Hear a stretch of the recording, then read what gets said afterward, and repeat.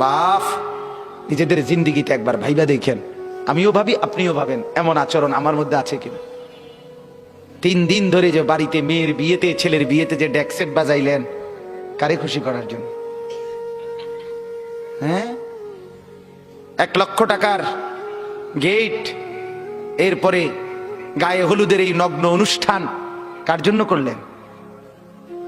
বেড়া বেড়ি সব যুবক যুবতী সব একই মাইক্রো প্রাইভেট কারের ভিতরে যাতাযাতি করে বহাইয়া একখান থেকে একখানে নিলেন, কার জন্য? পুরা প্যান্ডেলের ভিতরে একসাথে বেড়া বেড়ি একত্রে খায়, নাচে, গায়, ফুর্তি করে, কার জন্য? শুধু সমাজ, সোসাইটি, পরিবেশ, সোসাইটি মেনটেন করছেন, সমাজ মেনটেন করছেন।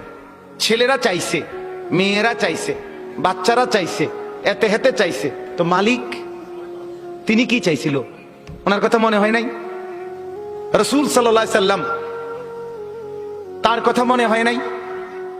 বলেন, কিয়ামতের দিন নবী সাল্লাল্লাহু আলাইহি ওয়াসাল্লামের কাছে কোরআনে আছে, ফাকাইফা ইদা জিনা মিন কুল্লি উম্মাতিন বিশাহিদ ওয়া জিনা বিকা আলা হাউলা'i শাহীদা।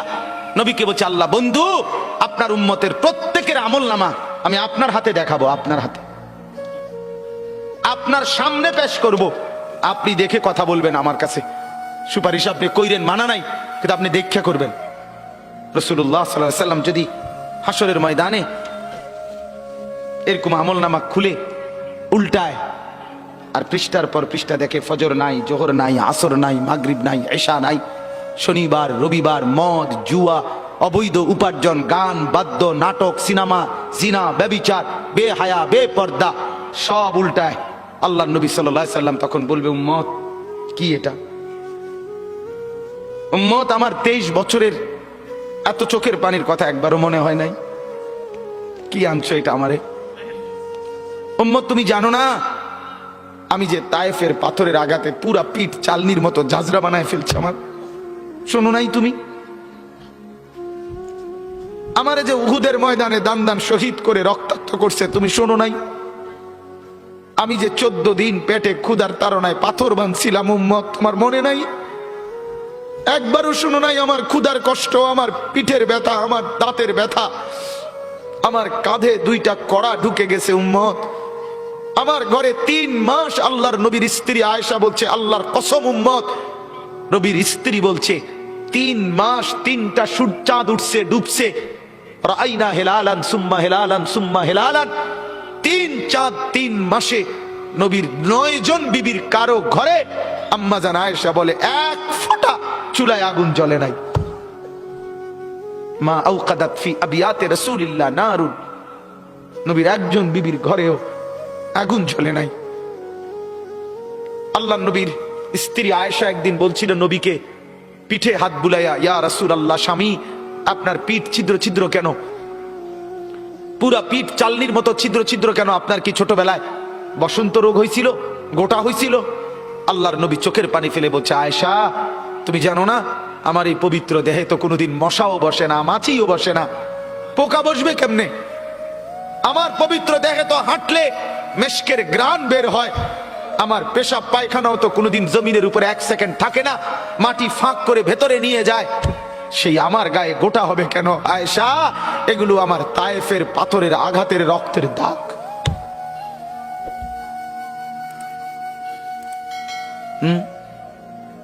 বলো না বাপ, কিছুই মনে হইল না? এভাবে ভুলে গেলেন, ভুলে গেলেন? রাসূলুল্লাহ সাল্লাল্লাহু আলাইহি সাল্লামকে একবারও মনে হলো না?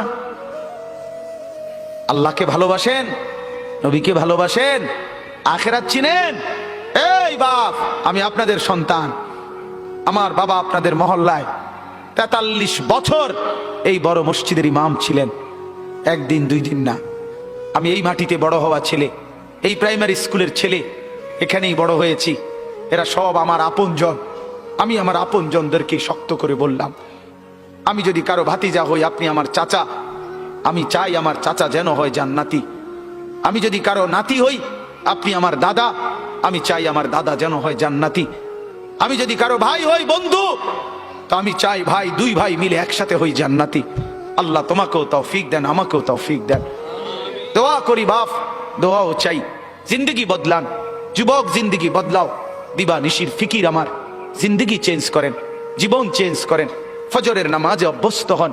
আল্লাহর কসম বন্ধু, ফজরের নামাজ যে পড়বে না সে ইমাম মাহাদিকে খুঁজে পাবে না, সে দাজ্জালের অন্তর্ভুক্ত হবে। এটা হাদিস। মাহাদি পাবে না, দাজ্জালের অন্তর্ভুক্ত হবে। এই সমস্ত মাথার সেলুন কাটিং চুল যেগুলো উঁচা, সামনে বড় বড় চুল, এদিকে চুল নাই এদিকে চুল নাই, সব দাজ্জালের চুল। বিশ্বাস করো, একেবারে পরিষ্কার হাদিস, মুসলিম শরীফের হাদিস।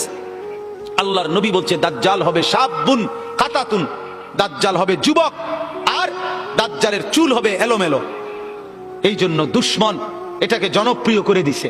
এদিকে নাই এদিকে নাই, ওইদিকে নাই, এখান দিয়ে নাই, এখান দিয়ে ফেলায় দিছো, ওইখান দিয়ে উঁচা করে রাখছো, সামনে দিয়ে ঝাঁকড়া বানায় রাখছো। কি করছো বাপ? কোনোদিন জিজ্ঞাসা করলা না এটা কার থেকে নিলা? কি এটা? এটা কি মডেল নিলা? সেলুন থেকে বুঝি মানুষে মডেল নেয়, নাফিদ বুঝি ডিজাইনার হয়। হ্যাঁ, এটা বুঝি একটা রুচি হইলো। হ্যাঁ, কি পড়লা বন্ধু? এত বাংলা, এত অঙ্ক, এত ইংরেজি বই, এত পদার্থ, এত অপদার্থ, এত জীববিজ্ঞান, এত জড় বিজ্ঞান, এত কিছু কই গেল? এরপরে সব থুইয়া নাফিতের থেকে গিয়া ডিজাইন আনলা।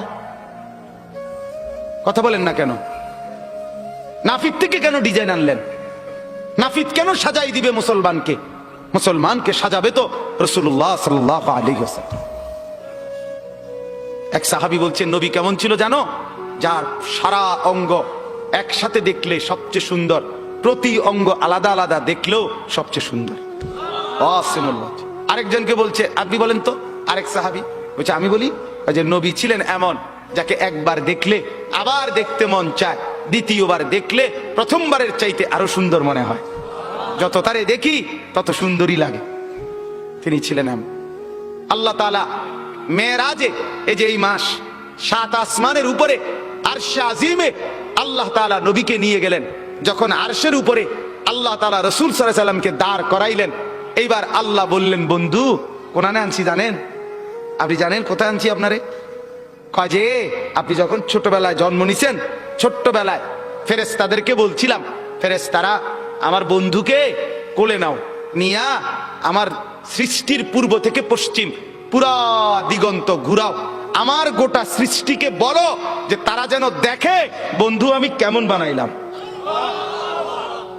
দেখো, দেখ আসমান দেখো, জমিন দেখো, বন্ধু আমি কেমন বানাইলাম। নাক দেখো, চোখ দেখো, ঠোঁট দেখো, মুখের চাহনি দেখো, চেহারার রং দেখো, চোখের পলক দেখো। এরপরে আল্লাহ 7 আসমানে আরশে আজিমে নিয়ে এইবার আল্লাহ বললেন বন্ধু সেদিন ছোট্টবেলায় কোলে আপনারে সবাই দেখছে, এবার সব কিছুর উপরে আইনা, উপরে শুধু আমি আল্লাহ, তার নিচেই আপনি, এবার আপনি দেখেন গোটা সৃষ্টি আমি কেমন বানাইলাম। ওই সময় ওরা দেখছে, এখন আপনি দেখেন, আপনি দেখেন। সুবহানাল্লাহ, এত বড় মর্যাদা সম্পন্ন রাসূল, তাকে ছেড়ে দিলেন, তাকে ত্যাগ করলেন। আল্লাহ আমাকেও বুঝ দান করেন, আমাদের প্রত্যেককে বুঝ দান করেন। শেষ কথা এটাই, আফালা তাদাক্কারুন। আল্লাহ বলে বান্দা আমি কিন্তু গুনাহ লম্বা হইলে, নাফরমানি লম্বা হইলে, আমার অবাধ্যতা লম্বা হইলে, মনের চাহিদা মতো খামখেয়ালি করিলে আমি কিন্তু গোমরা করে দেই, আমি মোহর মেরে দেই, চোখে পর্দা ফেলে দেই, আর হেদায়েত দিবার কেউ থাকে না। আফালা তাদাক্কারুন। আমার বান্দা উপদেশ কি নিবা না? উপদেশ গ্রহণ করবা না? তবুও তো বলেন আল্লাহকে, আল্লাহ আমরা উপদেশ নিলাম, আমরা আপনার নাফরমানি করব না, আপনার রাসূলের অবাধ্যতা করব না। যুবক ভাইয়া নামাজ পড়ে, নামাজ পড়ে, 5 ওয়াক্ত নামাজ পড়ে, অশ্লীলতা উলঙ্গপনা থেকে, বেহায়াপনা থেকে ছুটেন। নারীর ফাঁদে পড়বেন না, নারীর পিছনে পড়বেন না, অনর্থক কোনো মেয়ের প্রেমে পড়বেন না। আল্লাহ তাআলাই হালাল ভাবে একজন উত্তম স্ত্রী আল্লাহ মিলায় দেবে ইনশাআল্লাহ। এটা কোরআন, এটা আল্লাহর ওয়াদা। বান্দা আমি তোকে বানিয়েছি, তোর জন্য যদি আমি এত উপকরণ তৈরি করি তো একজন স্ত্রী তো তোর জন্য আমি বানাইছি। অতএব দয়া করে আমার বন্ধু, আমার জওয়ান অনেক ছেলে বসছেন, সবার কাছে অনুরোধ আমরা 5 ওয়াক্ত নামাজ পড়ার নিয়ত করি, বলেন ইনশাআল্লাহ। সর্বশেষ কথা হলো ওয়াকালু মা হিয়া ইল্লা হায়াতুনা দুনিয়া নামুতু ওয়া নাহইয়া ওয়া মা ইউহলিকুনা ইল্লা দাহর। আল্লাহ বলে যখন আমি কাউরে গোমরা করে দেই, মোহর মেরে দেই, চোখে পর্দা ফেলে দেই, আল্লাহ বলে হে, তখন কে রুমে জানুনি? আল্লাহ হে ও এই রুম। সে তখন বলে জীবন কেবলই এই দুনিয়াটা, কারণ তার তো আর কি নাই, হে সাইড মনো নাই, কথা বুঝেন নাই? সে তখন বলে জীবন কেবল এই দুনিয়ায়, নামুতু ওয়া নাহিয়া, কেউ মরবো কেউ বাঁচবো, ওমা ইউহলিকুনা ইলা দাহার, সময়ের আবর্তন, কালের আবর্তন, কেউ মরছে কেউ জীবিত হচ্ছে।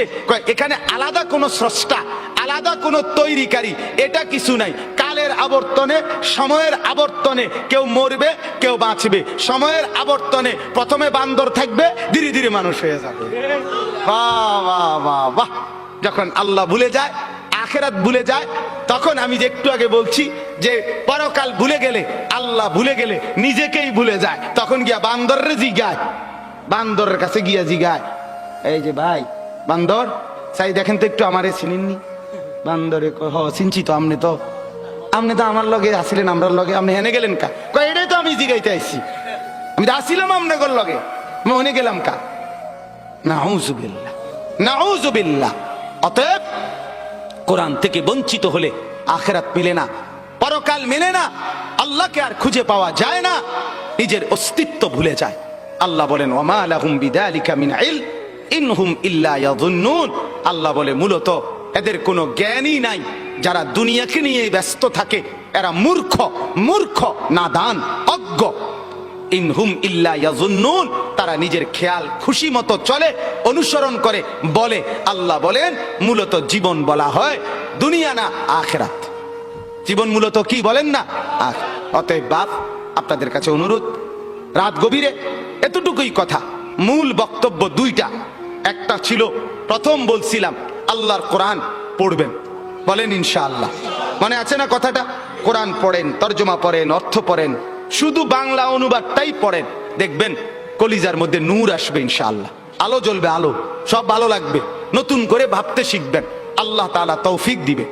দুই, গুনার অনুসরণ করবেন না, নাফরমানি দীর্ঘদিন লম্বা করবেন না, নাফরমানি লম্বা করবেন না, মদ খাওয়া ছেড়ে দেন, জুয়া খেলা ছেড়ে দেন, গান বাদ্য ছেড়ে দেন, অশ্লীলতা ছেড়ে দেন, নাটক সিনেমা ছেড়ে দেন, নর্তকীর নাচ দেখা ছেড়ে দেন, উলঙ্গপনা ছেড়ে দেন, গান বাদ্য ড্যাকসেট বাজানো এগুলো বন্ধ করে দেন। যার ঘরে রঙিন টেলিভিশনে নর্তকী নাচে, সেই নর্তকীর নাচ বন্ধ করে দেন। প্রত্যেকের হারাম রোজগার, সুদ, ঘুষ, অবৈধ ইনকাম, এটা বন্ধ করে দেন। দুনিয়া অল্প অল্প অল্প। আল্লাহ তাআলা আমাদের প্রত্যেককে আখিরাতের প্রস্তুতি নেওয়ার তৌফিক দান করেন, বলেন আমিন। আমি আমার আব্বার জন্য